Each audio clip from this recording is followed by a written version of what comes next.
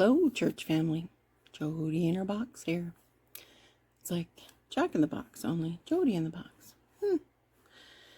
Anyway, interesting sermon this week. The age of change. I like that. And I agree with Pastor Dan that Steve Deneff is an amazing speaker. And yes, very interesting pastor. So our boxes,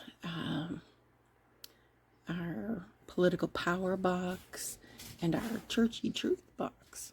Those are some interesting boxes. Let's jump right in.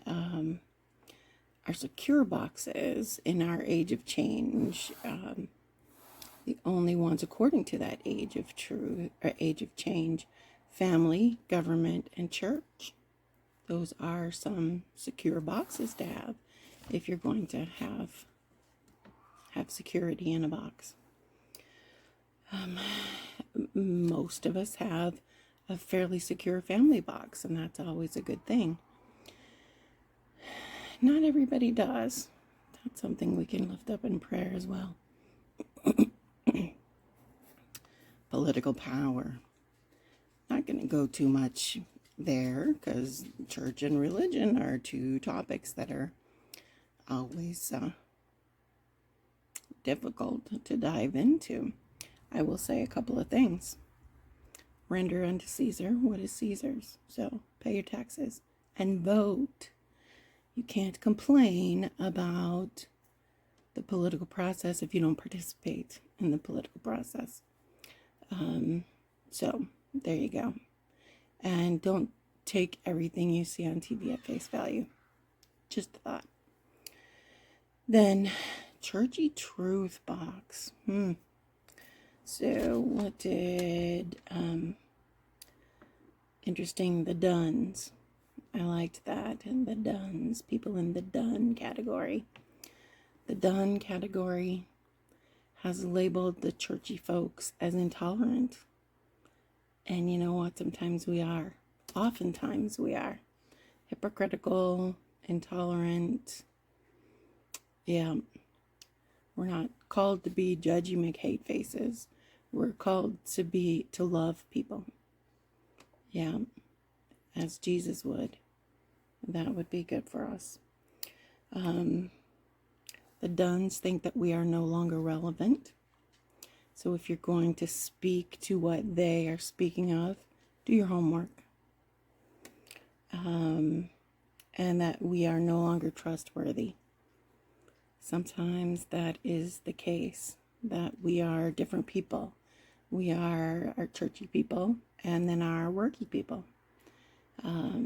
You need to be consistently trustworthy, consistently Christ-like. Yeah.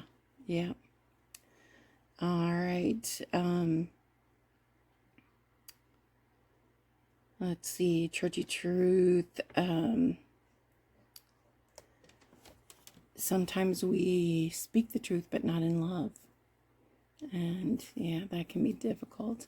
I very much appreciated Pastor talking about the armor of God and how we only put on part of it. How we put on our belt of truth and we're going to say the truth even if it hurts your feelings and even if it's not in a very loving way. Sometimes the truth needs to be said. Almost all the time. We can discuss that too. That's another one. But the truth needs to be said in a loving way, not in a I'm going to hurt you as bad as I can with this truth. And the breastplate of righteousness. This is my authority that I can say whatever I want to because I'm right. That's not what we have the armor of God for. And we have to remember that the people that we're talking to are not our enemy. Our enemy is it's the dark world.